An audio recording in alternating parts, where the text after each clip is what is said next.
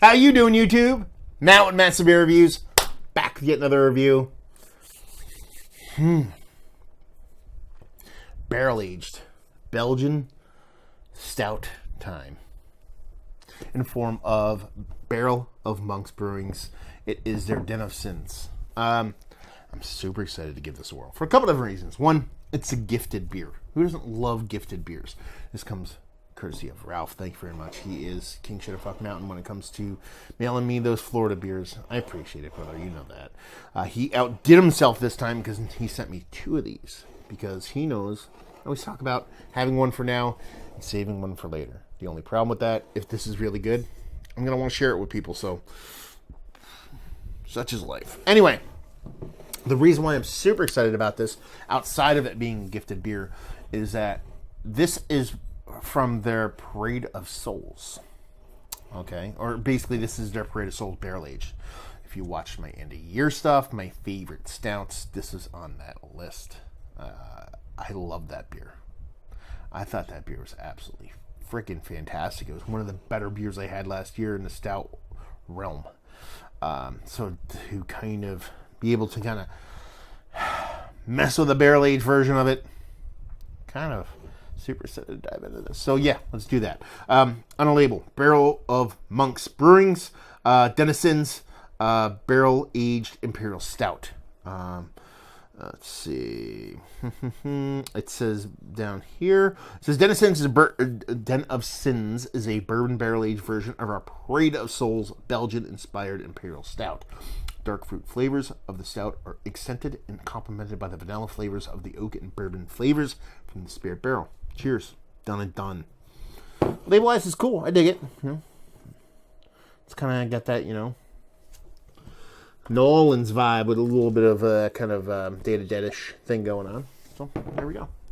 Let's dive in. See what she's got. Hold that cork down because shit might get real. It's kind of a little bit foamy in there. It's been sitting for over 24 hours, so I don't know why it's kind of foamy in there. Maybe I'll throw it around. Let's see if this wants to come out. You want to come out? You want to play? I don't want to break my light up there, so.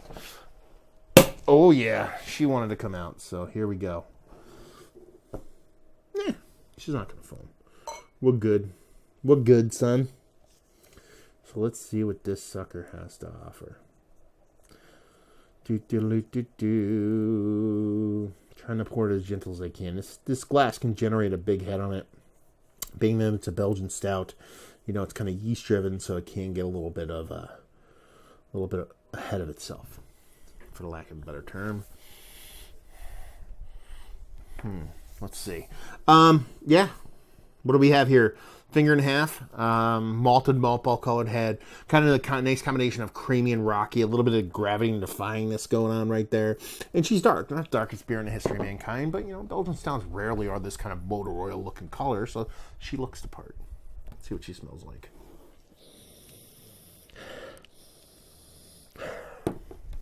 It's not too crazy in the nose.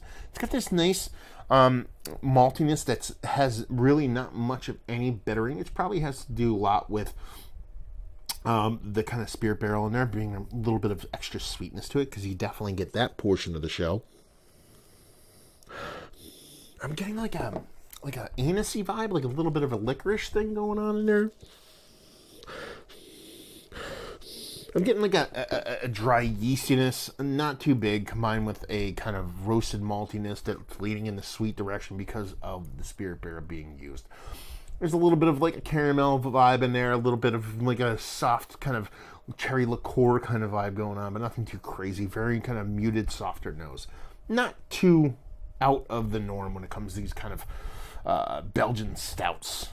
They usually aren't the big showers in the nose area. I keep saying realm like in some fucking magic world, like fucking World of Warcraft or some shit. Anyway, let's dive in. Cheers.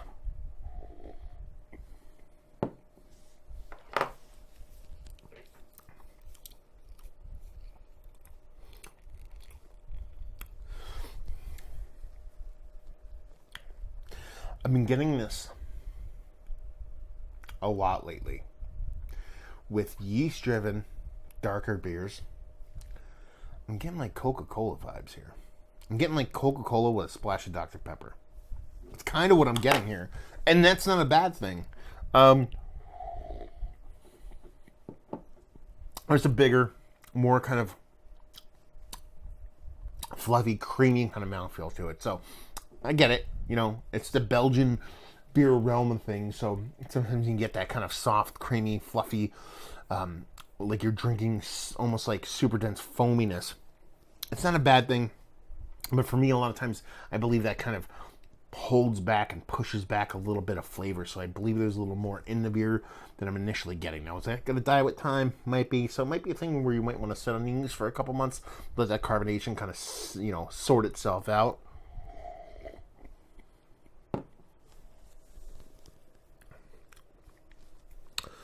I mean, you're getting the roasted malts. You're getting the spirit barrel. You're getting the bourbon. It's got a little bit of booziness to it. It's definitely leaning in that kind of cherry direction. A little bit of booziness from it. A little bit of soft barrel char to it. Nothing too smoky. Nothing too kind of raunchy. More approachable than a lot of more aggressive kind of barrels. A nice kind of oakiness, dryness to it. But it all kind of melds into, like I said, like a softer Dr. Pepper, Coca-Cola kind of mixture. It's almost like you took a Coke, made it a cherry Coke, add a little bit of Dr. Pepper, done and done.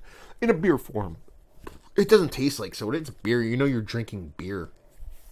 But it has that kind of vibe. That's not a bad thing.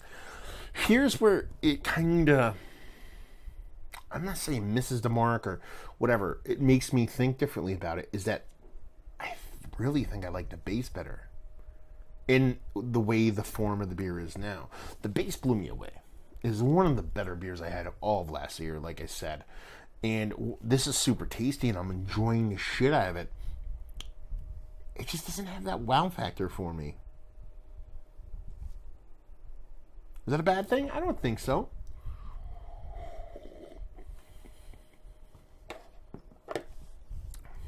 I dig it. It's super fun, man. It's super fun. It's delicious. I don't know why I'm holding back.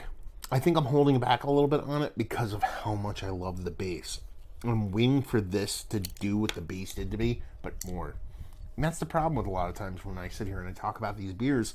It's because I have these... You don't want to let the preconceived notion kind of creep in. But it does sometimes. And, that's kind of where I am with this one. It's tasty. It's fun.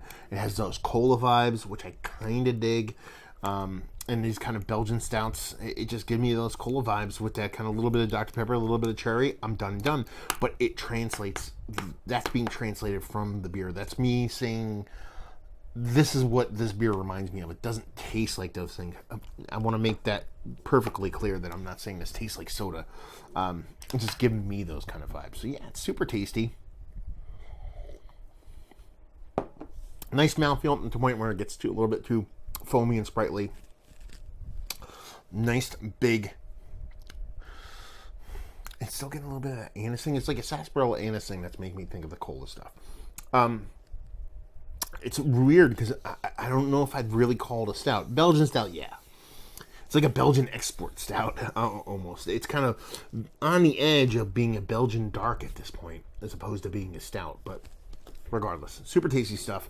And yeah, I dig it. Let's put it that way. Let's do that. Let's strip away all the bullshit. Is this one of the tastier beverages that you've had as of late? Yes. Let's go there. Let's not wrap it a Belgian stout. Is it one of these? Is it one of the more fun, one of the more tasty beverages you've had as of late? Yes. It's like trying to kind of relate it to what it was and what you thought it would be and all those things. Strip that aside and just say, is it tasty? Is it fun? Absolutely, without a doubt. Value and availability, no idea. Ralph, let us know and leave you with, if you like what we like this, if you like tasty beverages. Beginning this with that, end that with that, because it's a tasty beverage. It might not be for everybody. If you go into this expecting a barrel-aged stout, you're not going to get that. If you go into this expecting a Belgian beer, maybe a little bit closer to that, but you're not going to get that either. What you're going to get is a barrel-aged, cool freaking beer. It reminds me a little bit more of like a funky, wild Belgian stout than more of a traditional style one, but at the same time, it's super fun.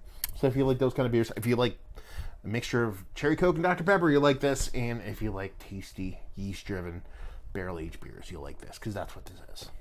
So there you go. Another review in the books. Hopefully you guys enjoyed it. If you didn't, anywhere in between, down there, words and stuff and things. If you want to check me out in the social medias, Massive Beers, type that in the Googs. If you want to check me out in the podcast, doing that whole kind of thing, type Beer Massive, Massif, into a Googs, and you will find me there. There you go.